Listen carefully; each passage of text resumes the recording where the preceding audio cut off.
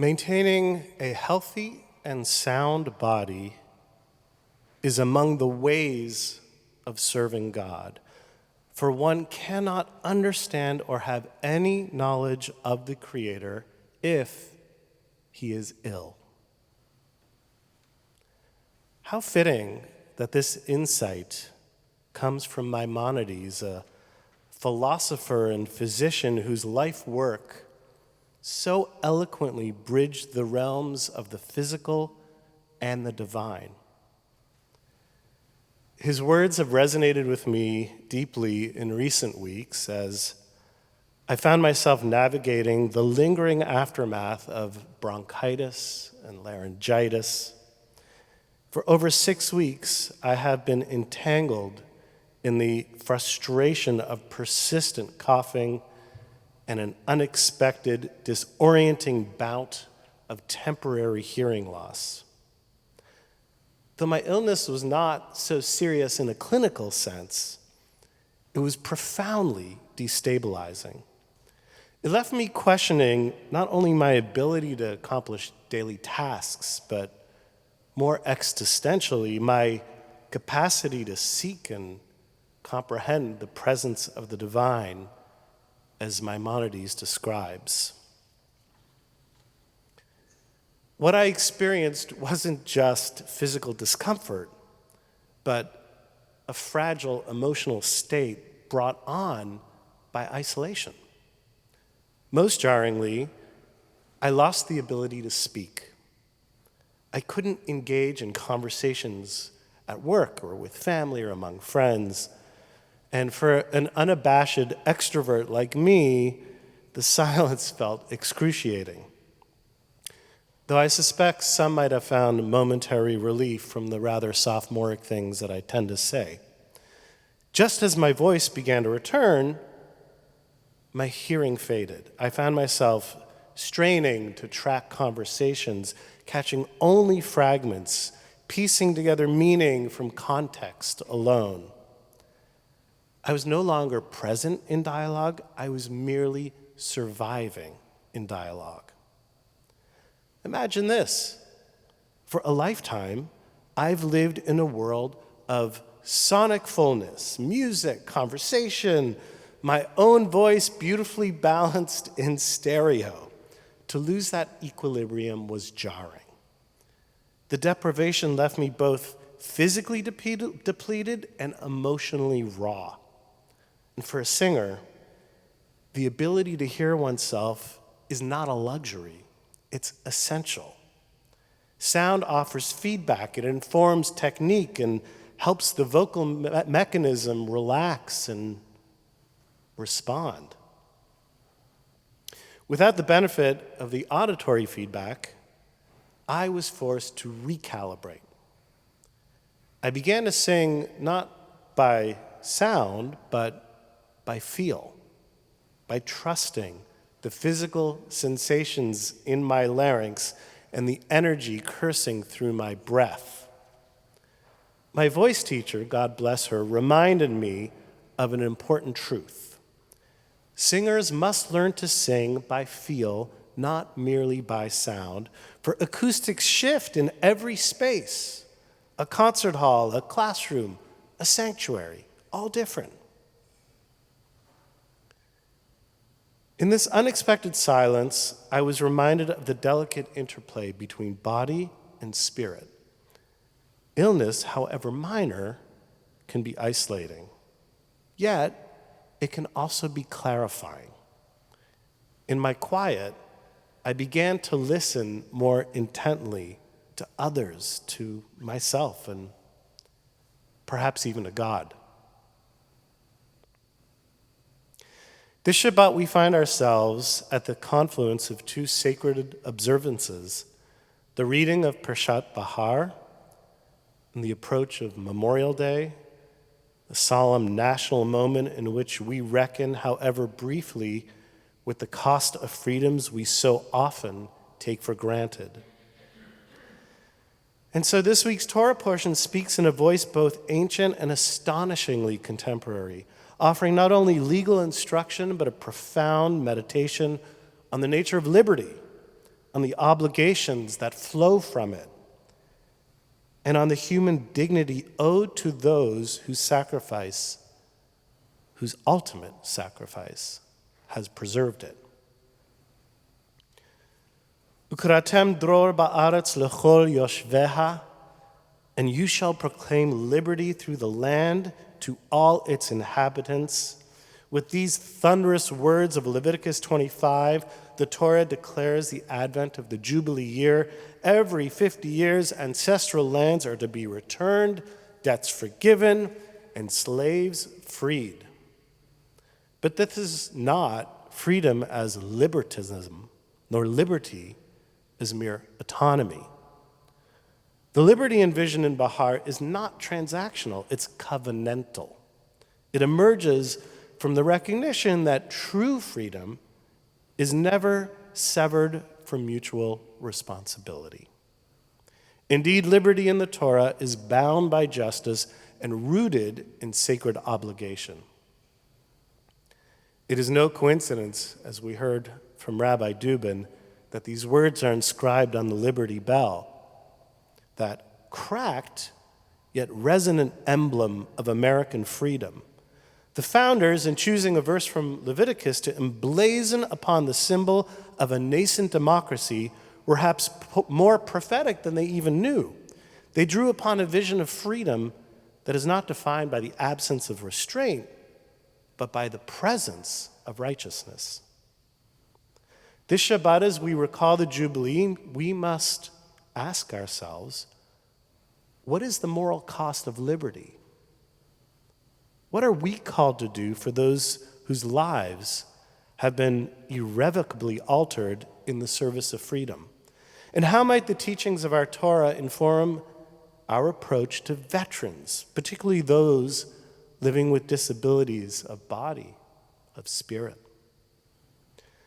The Torah's conception of freedom, as we encounter in Bahar, is profoundly egalitarian and restorative.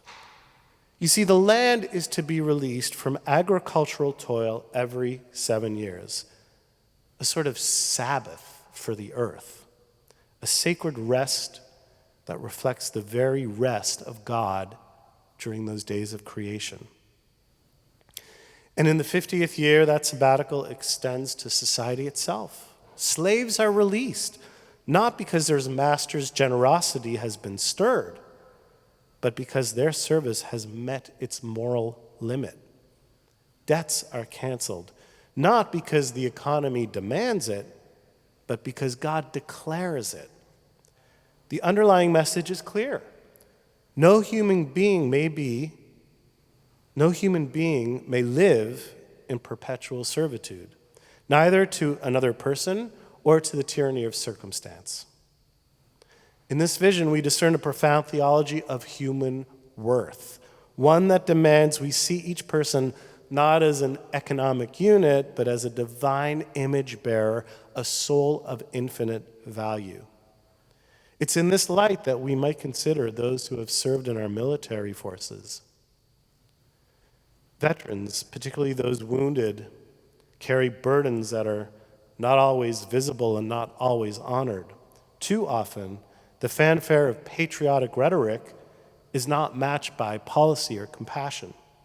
We sing of valor, yet veterans disproportionately face homelessness and mental illness, addiction and systemic neglect. They return from war zones only to enter civic silence. Their suffering privatized, their pain politely ignored.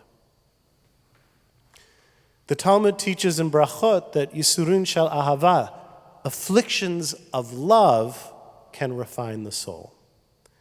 And that suffering born from faith has meaning. But it also insists that suffering is not inherently virtuous. Rabbi Yochanan, who lost 10 children, teaches that pain must be met with care. It shouldn't be romanticized.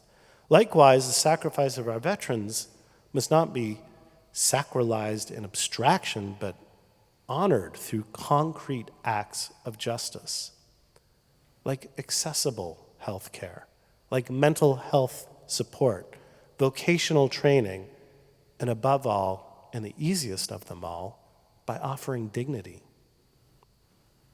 Judaism has never valorized strength alone. Rather, we honor those who transform the brokenness into holiness. Moses, our greatest prophet, had a speech impediment. Isaac, our second patriarch, was blind. Jacob walked with a limp after wrestling with the divine. You see, disability in the Jewish imagination is not a flaw to be corrected, but a texture of human experience to be honored. As it is written in the Psalms, God is close to the brokenhearted and saves those crushed in spirit. So too may we draw close to those who bear the wounds of war, to those whose disabilities render them sometimes invisible of a world obsessed with productivity and perfection. Leviticus 25 commands, if your brother becomes impoverished and his hand falters with you, you shall strengthen him. The Hebrew is rich. Vehechezachta bo, you shall strengthen him. You shall hold him up. Not merely charity, but empowerment. Not passive support, but proactive solidarity. Our sages understood that justice is not a mood, justice is a structure. The Mishnah teaches, do not separate yourself from the community. To be in covenant, to be part of a sacred people, means we cannot turn our gaze away from those who suffer. And as we must recognize the freedom we enjoy, the ability to gather here in peace and prayer, we are indeed indebted to those who served under fire. But we must go further still. Freedom cannot be a possession, it must be a shared project. If the Torah is serious about the liberty of all inhabitants, then we must be serious about the conditions that make liberty livable for the vulnerable, those who are differently abled, those who are displaced by war, those whose trauma renders ordinary life a battlefield. So let's imagine a society as a Jubilee society, not every 50 years, but today. A society where those who serve and are welcomed back not only with parades, but with purposeful reintegration. A society where disability does not marginalize, but it is met with accommodation, reverence, and inclusion. Rav Kook, the chief rabbi of pre-state Israel, once wrote that the soul of every person is a lamp of God, and that divine light is most radiant in the places where we attend to the most broken. If this is so, then perhaps our veterans, especially those with injuries, are among our most luminous teachers. Not because their suffering ennobles them, but because their lives challenge us to live our lives to the highest values. And so I return to that quiet season of my own infirmity, the weeks without a voice, the days muffled by hearing loss. What began as a frustrating inconvenience became, in time, a spiritual tutor. In my forced stillness, I learned to listen with new intention, to feel rather than to perform, to connect with the sacred vulnerability that defines our shared human condition. This too is liberty. Not the freedom to do whatever we wish, but the freedom to discover meaning in our own limitations and to turn that suffering into compassion. So friends, on this Shabbat of Bahar, as we honor those who have borne the weight of freedom on our behalf. May we carry their stories not only in memory, but in action. And may we, each in our own way, learn to sing by feel, with hearts attuned to the sacred rhythm of justice, healing, and love. Shabbat Shalom.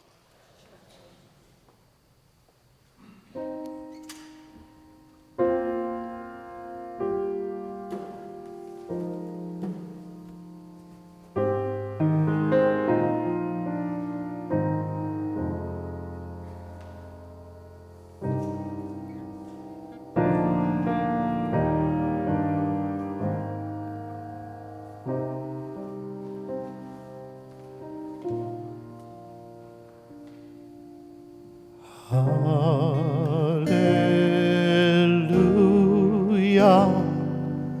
hallelujah, hallelujah,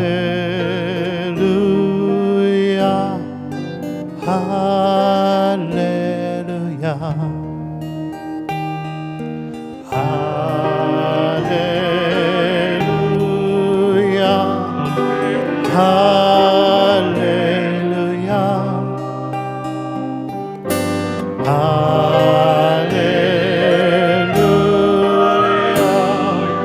hallelujah.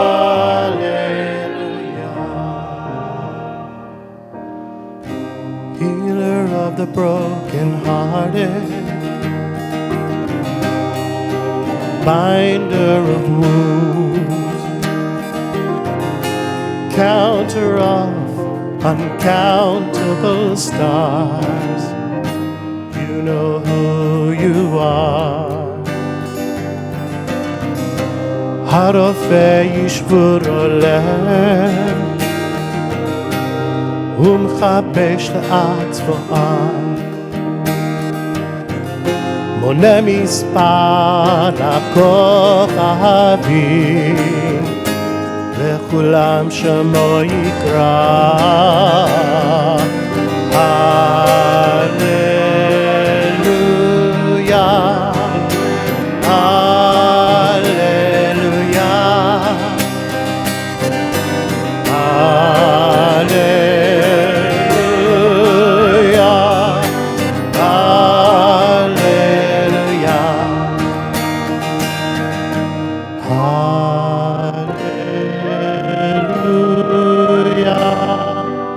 hallelujah, hallelujah.